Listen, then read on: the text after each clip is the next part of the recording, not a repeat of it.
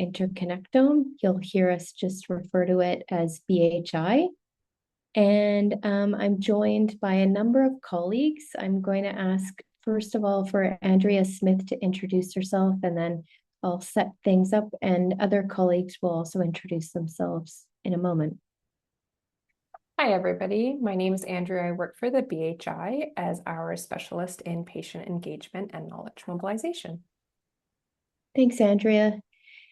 And just to let people know, today's workshop is a collaboration between the Patient Engagement Crosscutter at the Brain Heart Interconnectome and OPRA, the Office of Patient Engagement Research Activities, that's based at the Ottawa Hospital Research Institute.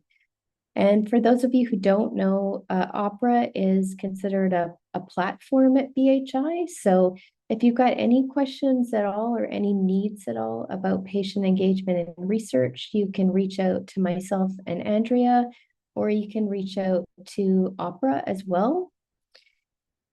Just a little bit of information before we get started. Happy for all of you if you'd like to introduce yourselves in the chat and maybe the perspective that you're bringing to the workshop today.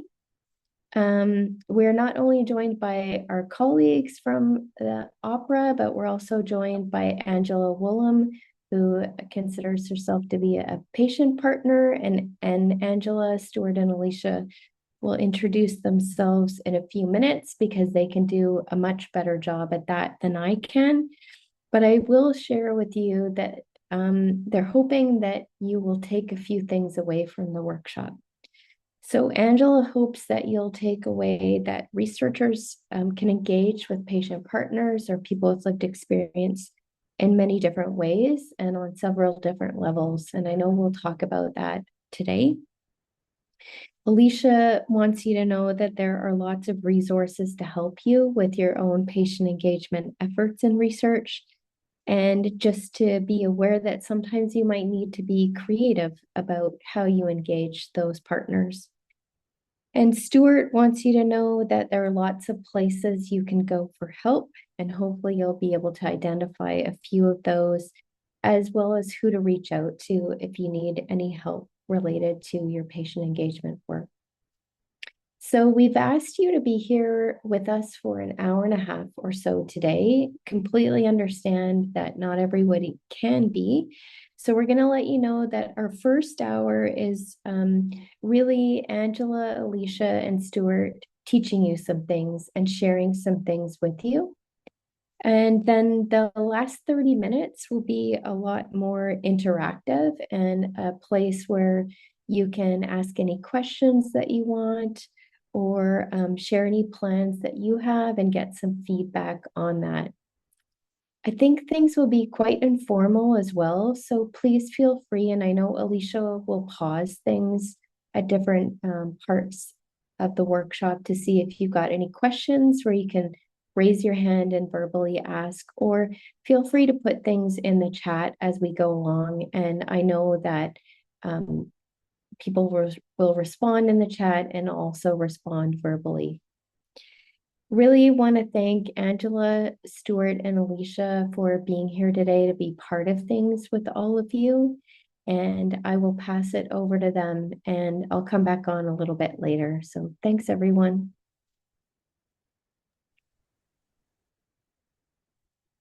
Thank you, Dawn. I'm just going to start with a land acknowledgement because Alicia and I are based at the Ottawa Hospital Research Institute, which is on the same land as the Ottawa Hospital. And the Ottawa Hospital respectfully acknowledges it's located upon traditional and unceded Algonquin territory, and that we have the privilege and responsibility to serve First Nations, Métis, and Inuit, and to demonstrate respect for the contributions, culture, and traditional knowledge of all Indigenous peoples. And I think this is important to reflect on when we think about patient, but also community engagement in terms of those historic relationships, the trauma that might be brought with those relations, and how we engage with that as we build relations or rebuild relations with our patients or communities, and how that should inform how we approach those engagements and how we work together. So as we go along, I'd like everyone to sort of just think and reflect on how this might apply to them in their own context.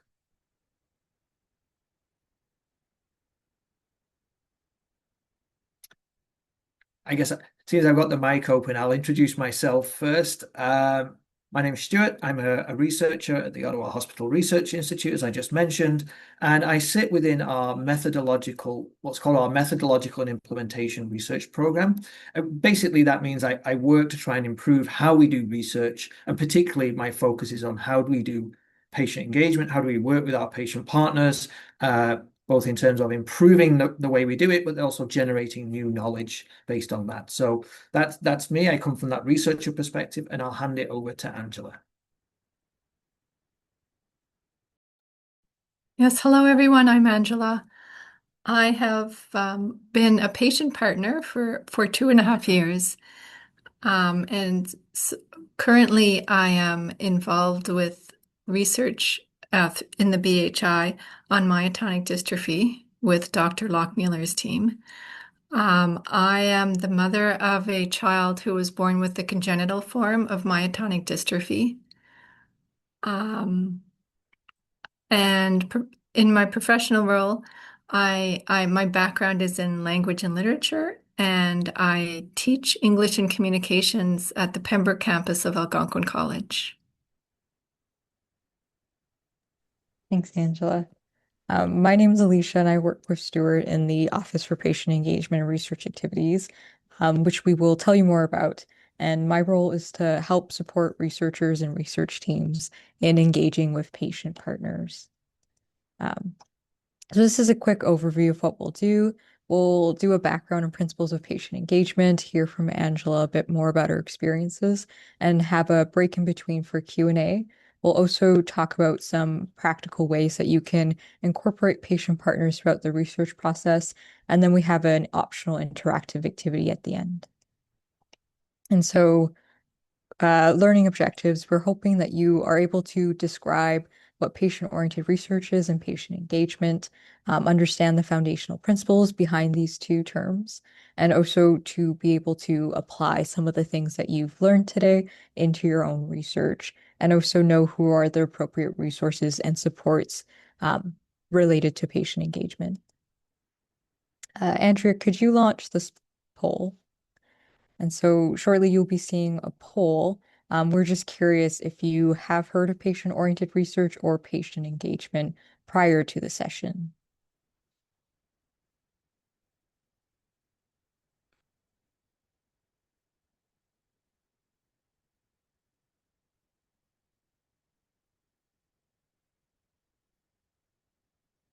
We'll just wait a few more moments.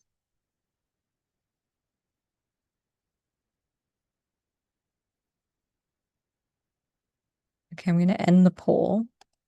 I'm going to share the results. So it looks really good. Majority of you have heard of patient-oriented research or patient engagement. One, no. So I'm glad that you have come. And hopefully for those who know what patient-oriented research or patient engagement is, can leave the session with new skills to add to your toolbox.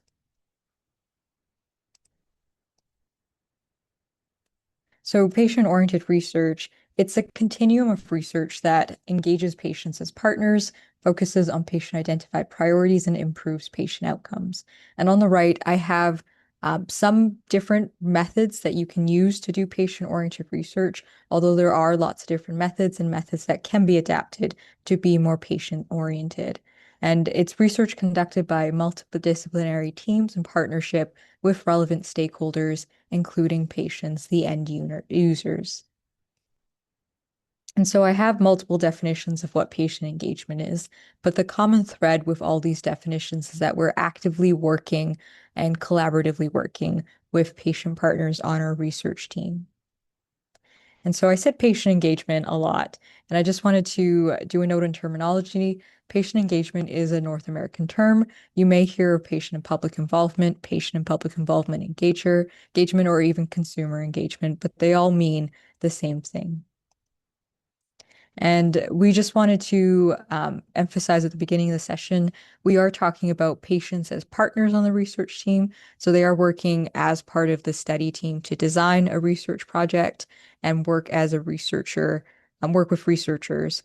They're not a participant, so we're not gathering data for them, from them, and they're not ideally patients, although there are some gray areas, but in the context of patient partners, we're not providing them with treatment. They are part of the research process. And I wanted to mention, I've been saying patient partner a lot, but a good practice is to ask your patient partner what they like to be called. And lots of people have different preferences. Some people prefer being called a patient or a caregiver, partner, or advisor, a person with lived and living experience, or community advisor, peer advisor, consumer, or user. So how is the term patient partner defined, or any of those previous terms I mentioned? And so in the context of this presentation, we're using it as an overarching term inclusive of individuals with personal experience of a health issue, but also caregivers and loved ones, including families and friends who've been part of that health journey of that individual. And where can you find patient partners?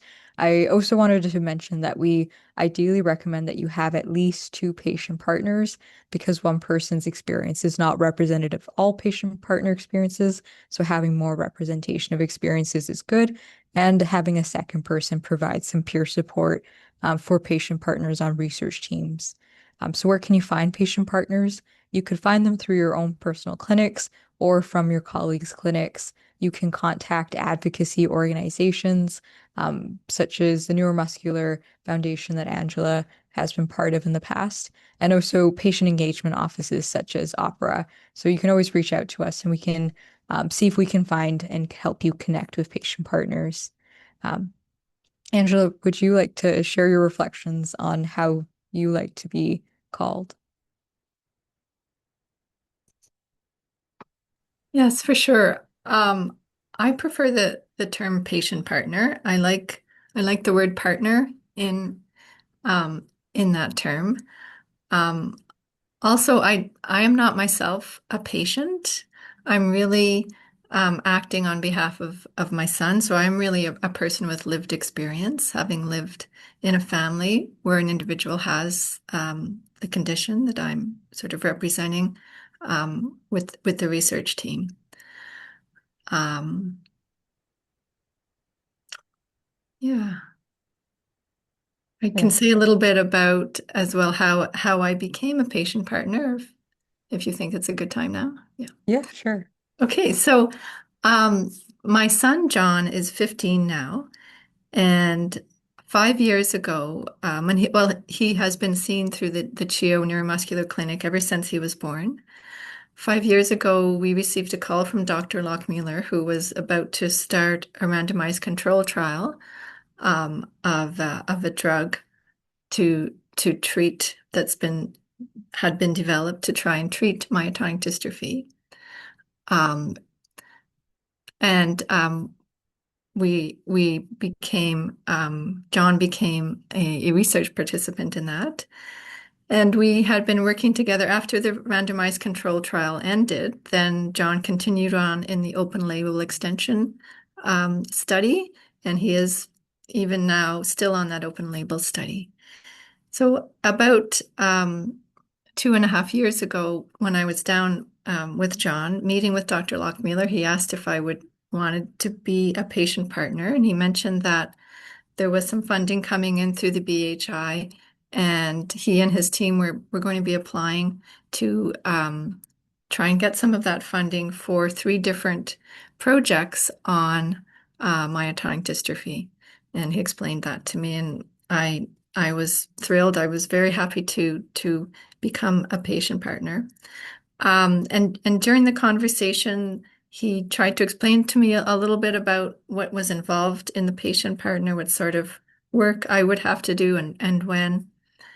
And he also shared with me at that time this tool that kind of plots the level of engagement on each of the different aspects of work in being a patient partner. And so this for me was really helpful to kind of get a sense of what would be expected of me and sort of where and when during the research process my work would be needed. This is actually a copy of the document that he shared with me regarding the one of the three research projects that I've been most involved with, which is a music therapy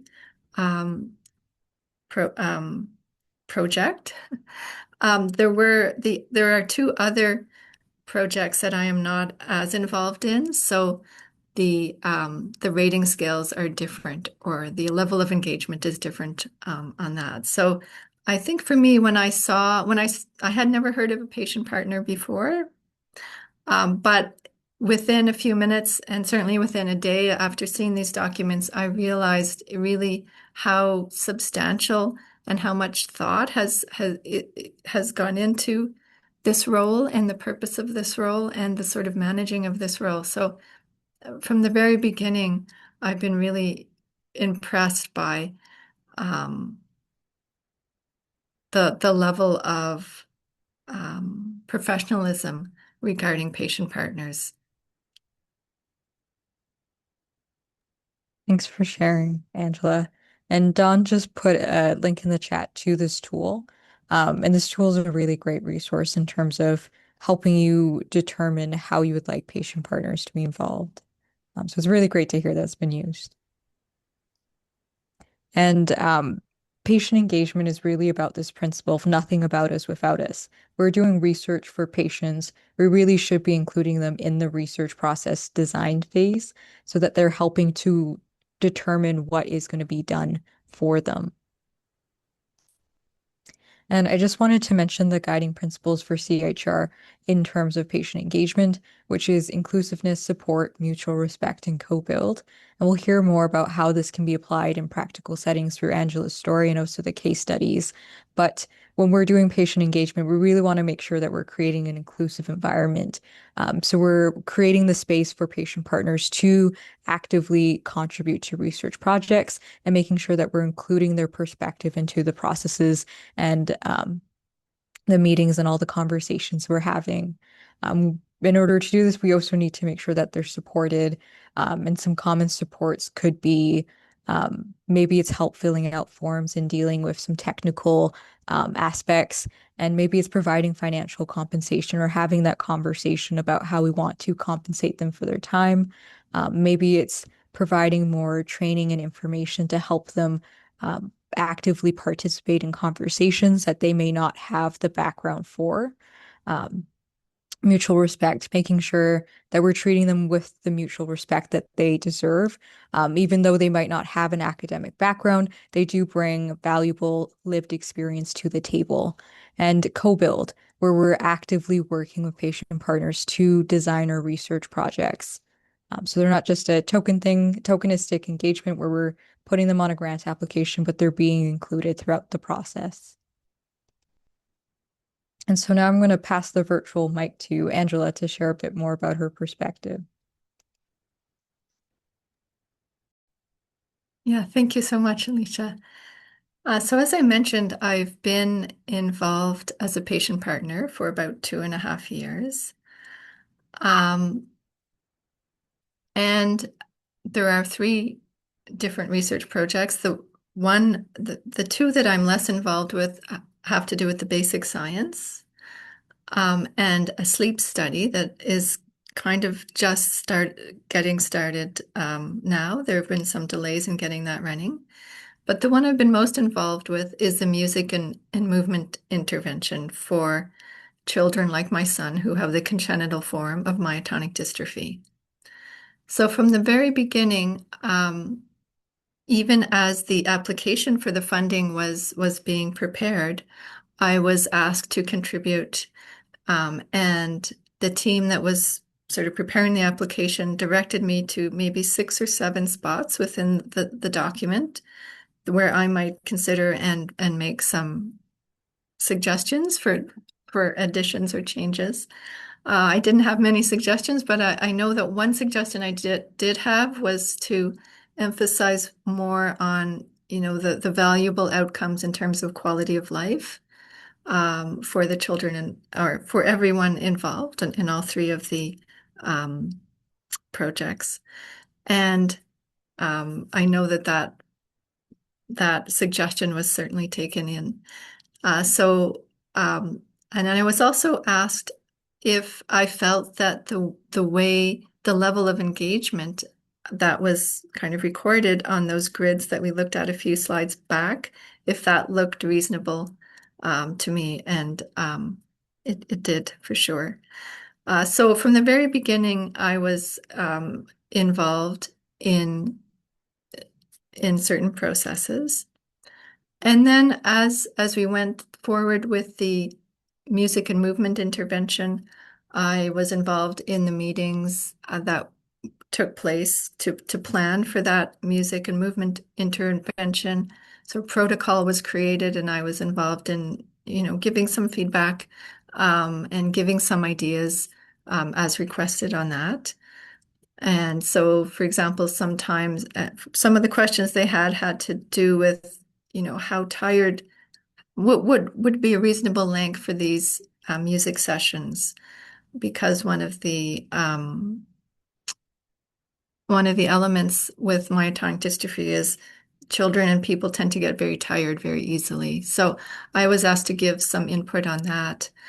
I was asked to give some input around kind of the tolerance level for the children wearing different wearables. So the ECG strap, they had to wear an accelerometer, not all the time, but at certain times to collect some data, and also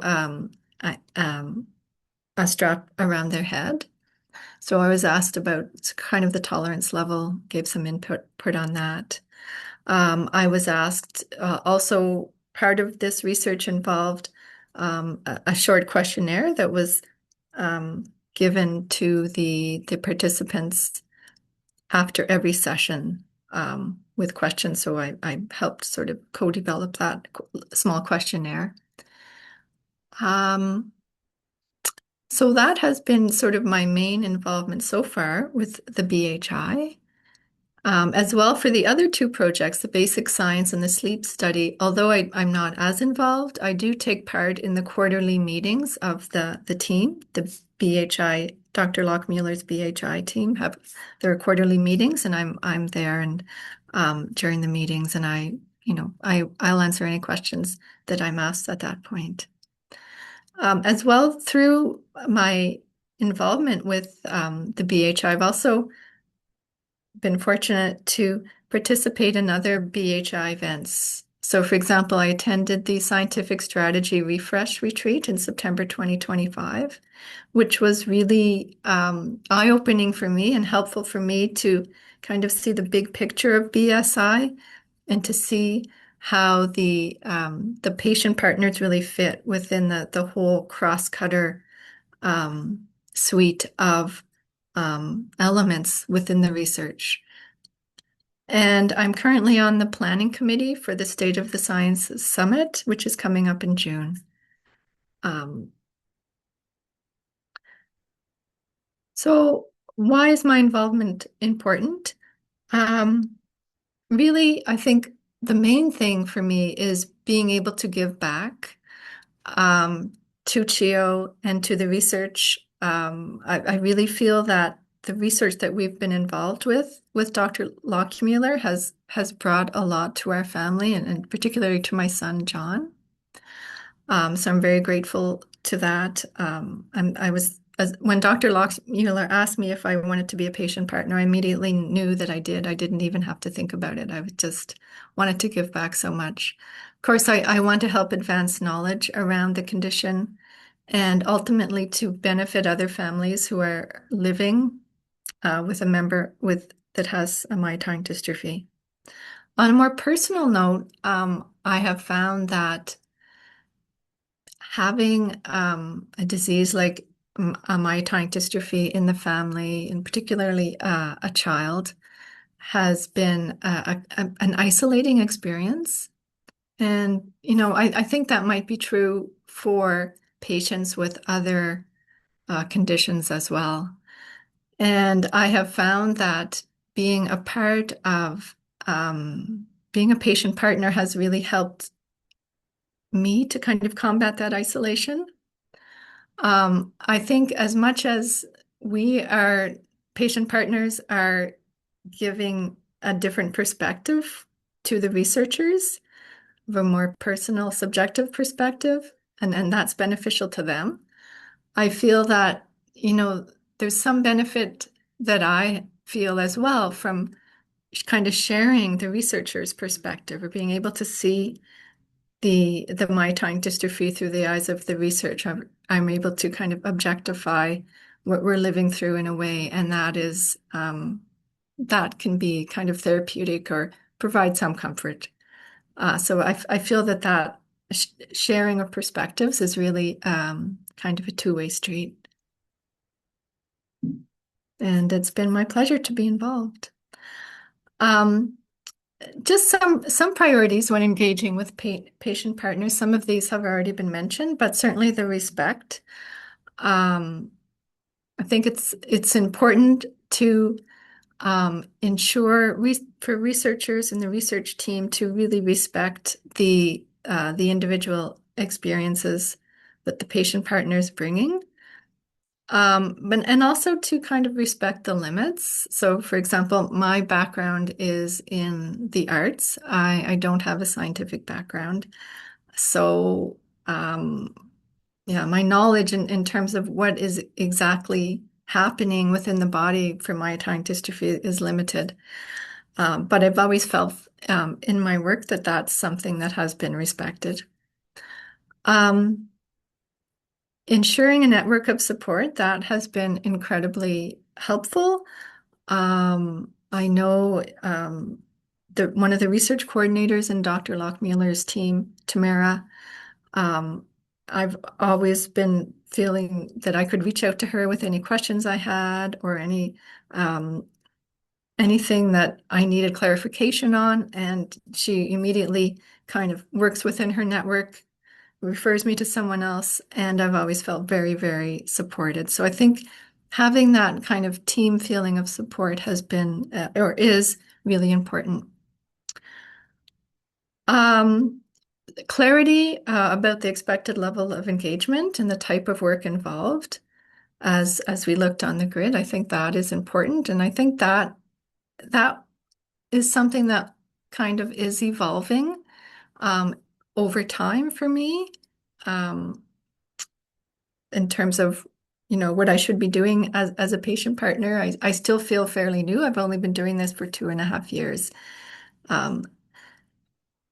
And something that I think is important as well is just maintaining that partnership as a sort of open-ended commitment. When I signed up for it to be a patient partner, I thought I would try it and see how it goes. I didn't know how well I would be able to kind of perform the tasks required, how comfortable I would be. And I know several times I've seen Dr. Lockmueller since, and he said, are you still wanting to be a patient partner with us? And he very clearly said, it's okay. Not everyone wants to be a patient partner. And if you don't want to be a patient partner, that's perfectly fine. So I think that sort of openness to shifts within the patient partner themselves, and willingness to kind of go with however they're feeling in terms of their commitment is important. The final thing listed here just has to do with the compensation. I think compensation that is offered at certain parts, certain components of being a patient partner, is important, because it shows that the work that's being done, the time and the contributions are being valued. And I think for some patient partners, to put the time forward, decisions need to be made around being able to allocate so much time to certain projects and certain tasks. So being clear about the compensation for each aspect is another important point. Thanks for sharing, Angela. Um, and I really appreciated how you mentioned that engagement is a conversation and levels of engagement and also the type of work is very flexible. And having that open-ended commitment and conversation of your research between the researcher and the patient partner is so important for research. So now we're going to transition into a Q&A section. Um, so if you have any questions, feel free to raise your hand or put it into the chat box.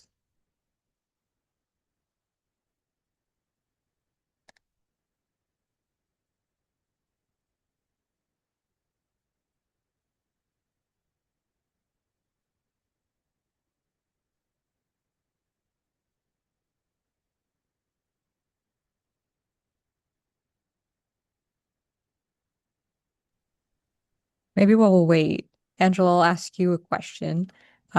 So you mentioned that you were very new to patient engagement. What were some resources that helped you with joining a research project while you were very new to patient engagement? Okay, good question. Yes.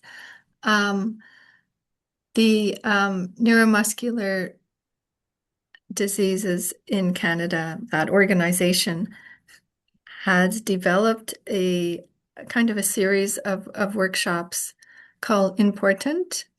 And they're really training modules on what a patient partner is and how to become a patient partner.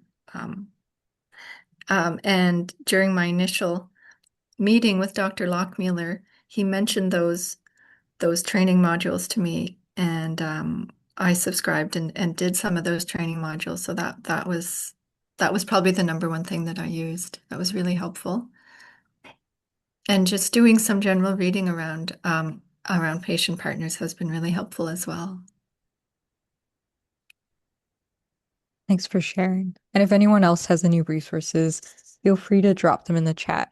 I see Andrea also dropped something in the chat.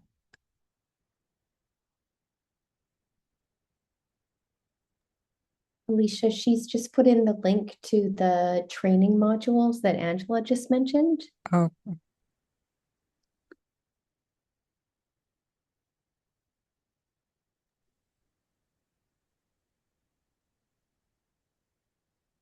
I mean, we can move on, and it may generate some new questions if we go on, and we can make a bit more time at the end. sounds good. And Oh, I think. So I just saw something pop up in the chat. Do you want me to read it? sure.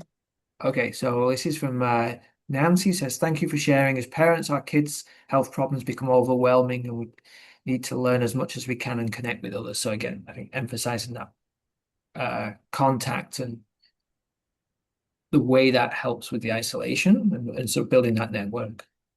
Thanks, Nancy. Yeah, and that's a good point about the open-ended commitment as well, because things come up even for non-caregivers as well.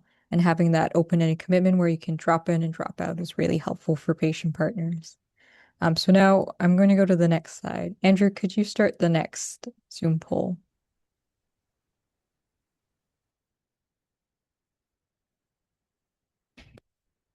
So we asked you all if you've heard of patient-oriented research and patient engagement, but we're curious to learn if people have engaged with patient partners in research.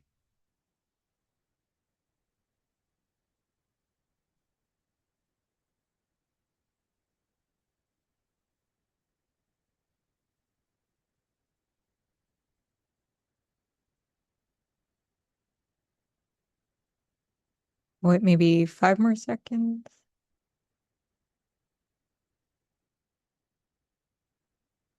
Okay, I'm going to end the poll.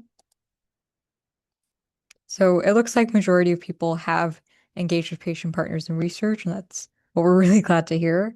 Hopefully we'll be seeing 100% the next time we see you all.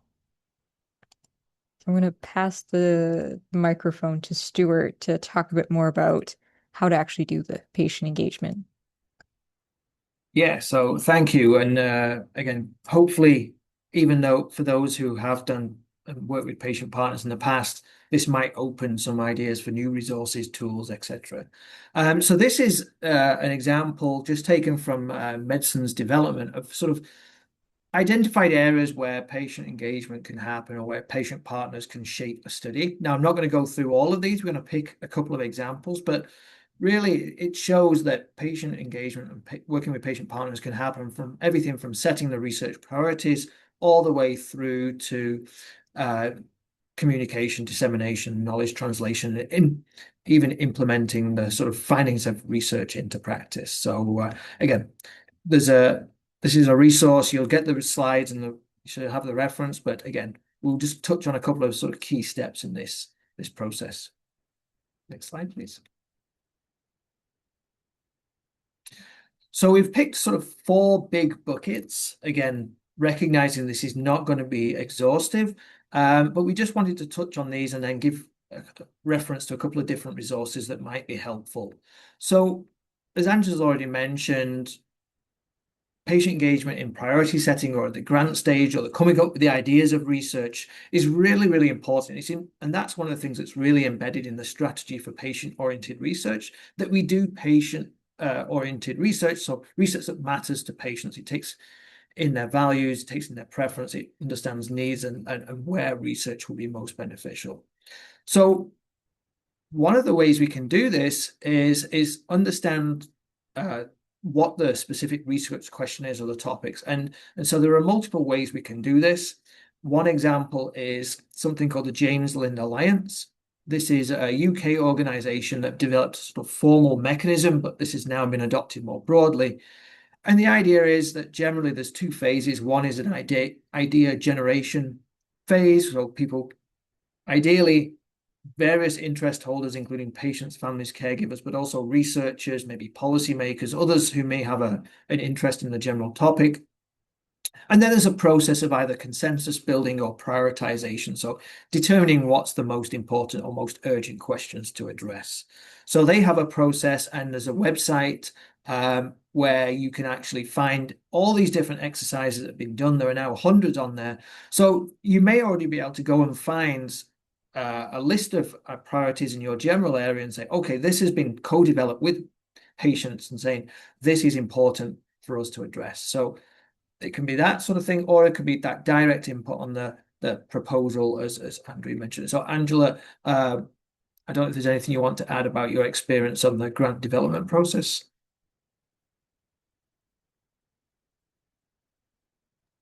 Just the points I already covered about how at the very beginning of my work, I was asked to contribute ideas towards the grant application. Since then, other members of the team have asked me if I ever have ideas about areas that could be researched or priorities, to let her know. And we could work on developing some things together. So I know that openness is there with the team. It's fantastic. So the second big bucket I'm just going to touch on is around the study design and procedures. And again, some of this will be in that grant development stage, early thinking. Some of it may be work as you actually start to do the research, and there may be challenges that arise. So this can be in both of those areas. And so again, this is not exhaustive, but you could work with your patient partners to help identify potential barriers to recruitment. So are there things that you've put in your protocol that might stop people wanting to take part in your trial or your whatever research it is? Could be input on the patient-facing materials. So is the consent form clear? Are advertisements, posters clear, enticing, those sorts of things? Or there could be specific input on elements of the study that might be burdensome. So are there things that, again, that people would find challenging? So there are tools that have been developed. I've just referenced one here. It's called the Perceived Research Burden Assessment Tool. It's a structured survey, and it breaks down. You would basically have your protocol, your initial idea of what the process might look like. And this is a survey that has questions about physical burden. So can people actually undertake what you're asking them to? Psychological burden, but also logistical burden. Can they actually manage the timing and those sorts of things. And that can be a way to stimulate a discussion. If you find there's a particular area that's highlighted as potentially challenging, you can then work with your patient partners and say, what is it about this? How can we come up with solutions? And Angela, I know you already mentioned some of the things you gave feedback on, but again, if there's anything you want to add here. Yeah, thank you. I think what I would add here is it was kind of in this area that I discovered what advantage it would be to have more than one patient partner. I was the only patient partner developing the music intervention. And the questions that I answered, or some of the advice that I gave around kind of the burden of the wearables, I later discovered when I was at the sessions, the music sessions, and talking to other parents that those wearables were more burdensome for my son than for the other children. So I felt, gee, it would have been nice to have another patient partner and to kind of give their input on that same point as well. So Thank you. That's great. The third big bucket is obviously thinking about the outcome. So if you're going to, again, maybe it's a clinical trial or you've got some sort of study where you want to sort of show benefit, what are you going to measure to show benefit or show that your intervention works?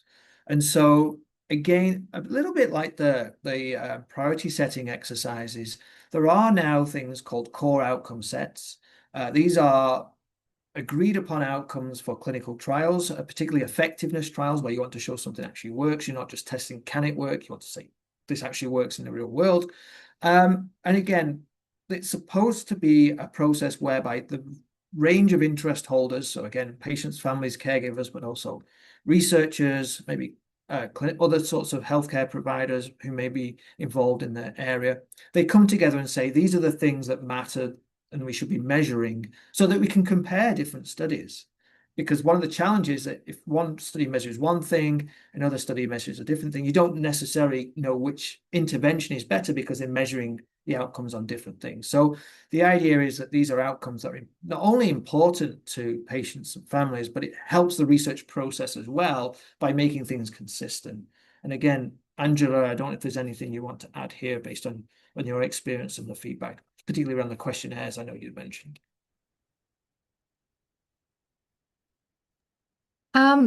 Yeah, I think really the main thing in terms of the outcomes of importance that I, as a patient partner, may have been able to add to the music study was really some of those quality of life outcomes, like just something like happiness or, engagement with the group, those sorts of things were put forward and suggested, and then some questionnaires were developed to try and gauge those. Yeah, and I think quality of life is a great example that comes up a lot, where those are outcomes that are often brought by the patient partners in those exercises that aren't necessarily brought to the fore by the clinicians. So again, having that patient voice really can help shape and ensure that those outcomes are captured. The final the bucket I'm going to mention is disseminating and reporting and sharing the findings of research. So there are a number of different things from our sort of traditional academic publishing where we can work with patient partners to write manuscripts, present at conferences, all those sorts of things that we would do within an academic sphere, but also bring that lens to the writing and the presenting as well. There's also the opportunity to work with our patient partners to help identify different mechanisms to spread the word, to share the results. Maybe there are non-academic audiences that our patient partners can help us reach, and also frame and improve the language around that so the communication of our findings is clear to a broader audience.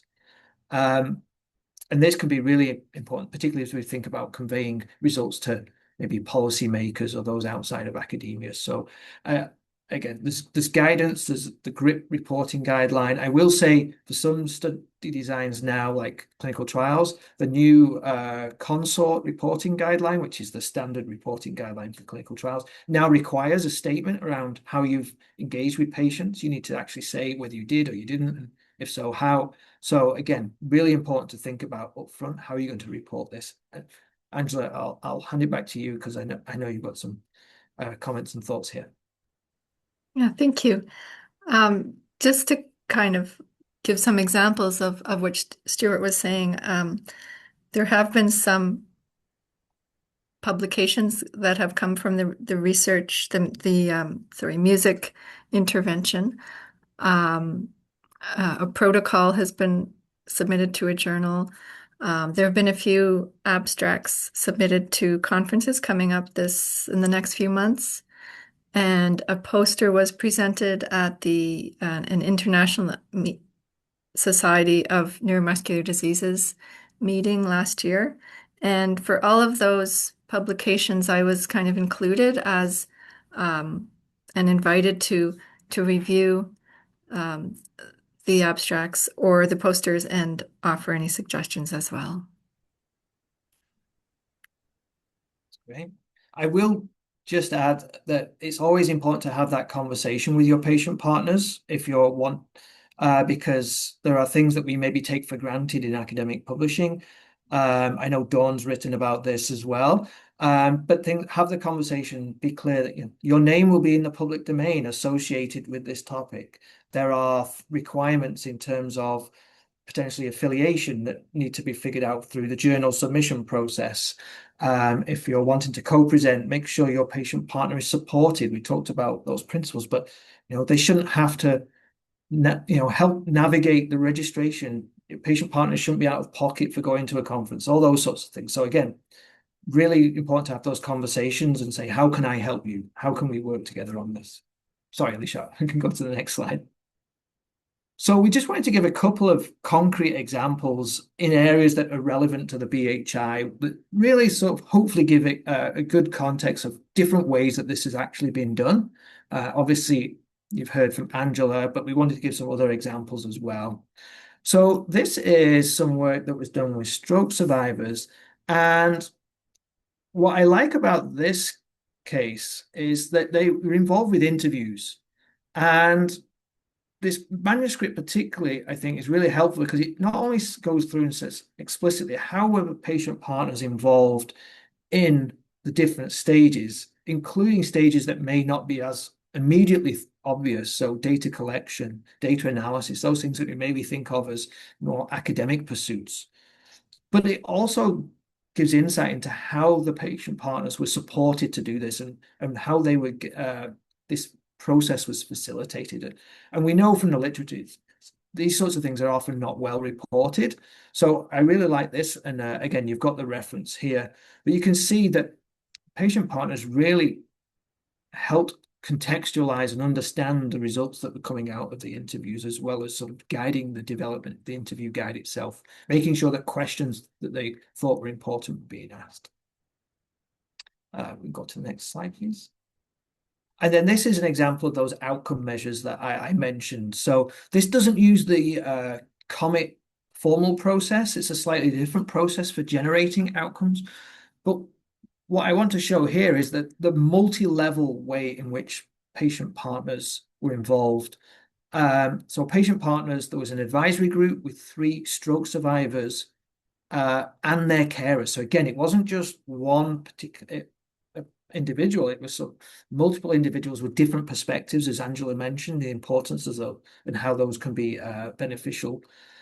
But then there were patients and families who were involved, maybe more in a consultative role. It's blurring a little bit with the participant on the figure on the right, but really being engaged and sort of giving input about what were the outcomes important to them alongside those clinicians, and really sort of then helping to shape those and sort of prioritize those without necessarily doing a sort of formal survey and ranking. They really help shape and guide the development of those important outcomes. So again, some of the patients here and families were involved in that, let's say, consultation. They provided input, but they didn't really control the research or have insight input on the direction, whereas this advisory group really had more of a guiding role that really helped shape the study as well as develop those materials, as I mentioned, in terms of the consent form and those sorts of things. So again, just wanted to show that you've got those multiple levels, but you've also got individuals who may take on different roles within the same study, and it isn't just a one person for everything kind of thing. Next slide, please. Okay. So, Alicia, back to you.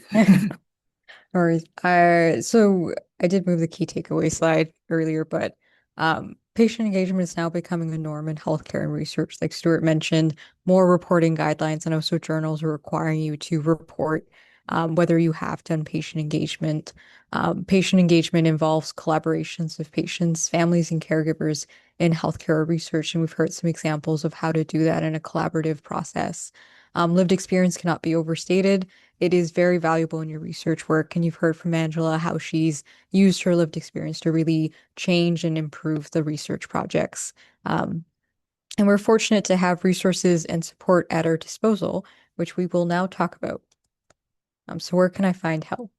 So I mentioned that me and Stuart are from OPERA, the Office for Patient Engagement and Research Activity, which is part of the Ottawa Hospital Research Institute, although we do support researchers and research teams outside of the Ottawa Hospital Research Institute as well. And so you can book a consultation with us, and we can help you even before you have a research project in mind.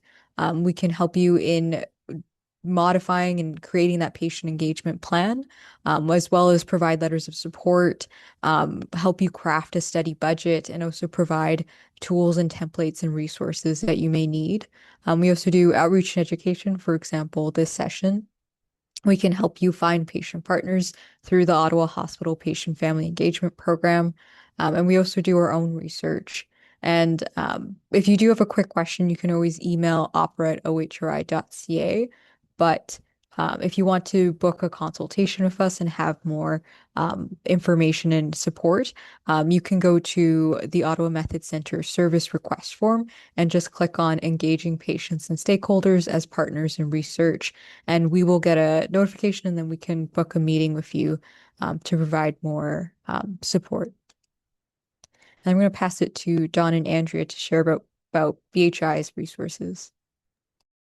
Thanks, Alicia. And I just wanted to thank Angela for sharing all of her experiences, and for Alicia and Stuart for sharing all of the good knowledge that they have for all of you as well.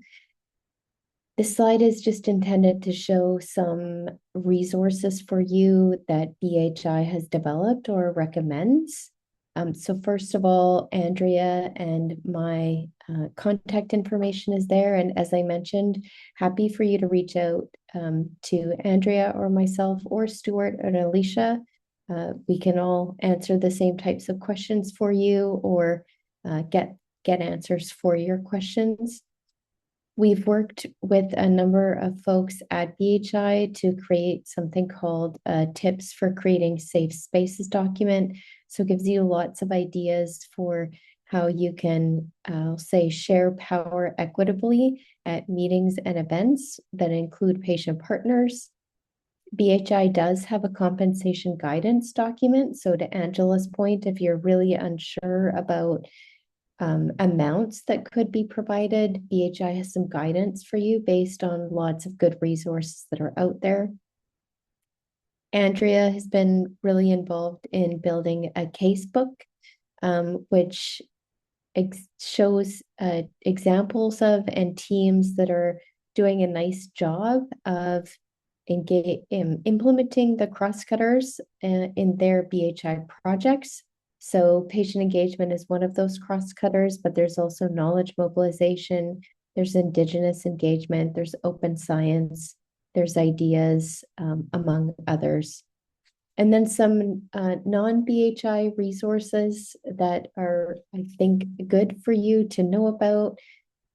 In addition to the modules that Angela shared, there are some from one of the CIHR institutes, although they're condition or disease agnostic. There's some really practical, excellent advice for developing partnerships with patients and researchers. That's from a group at CIHR. There's some really nice short videos called the Tapestry tool, and that's about engaging maybe communities and patient partners who aren't well engaged in our research.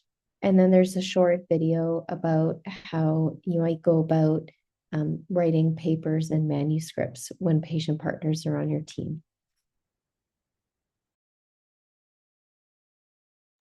Thanks, Don. And we just wanted to end off with there are additional trainings that you can access if you want to learn more about patient engagement, and also resources you can send to your patient partners as well.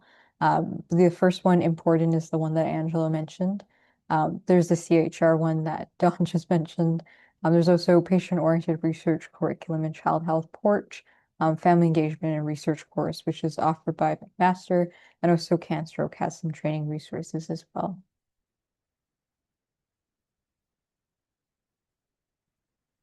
And I'll pass it to Dawn to kind of close us out. Yeah, so I think, as I mentioned way back an hour ago, this first hour is really about helping you understand some of the terms that you might hear. A lot of you are already really familiar, apparently, with patient-oriented research and patient engagement, maybe a little less familiar with how to actually do this work. But we hope that you have a better sense of that after this first hour.